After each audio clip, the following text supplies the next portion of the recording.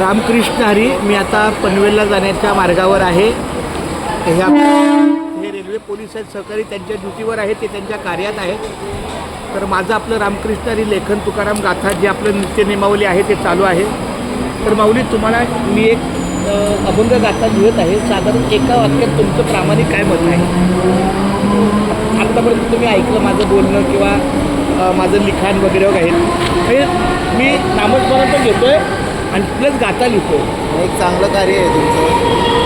तुम्ही भक्तिमय वातावरणामध्ये आहात. एवढ्या सगळ्या गंदगीमध्ये देवाचं नामस्मरण करणं ॲक्च्युली वेळ भेटत नाही असं काही करायला, पण तुम्ही तुमचा वेळ काढून 5 तास काढतो दिवसातून.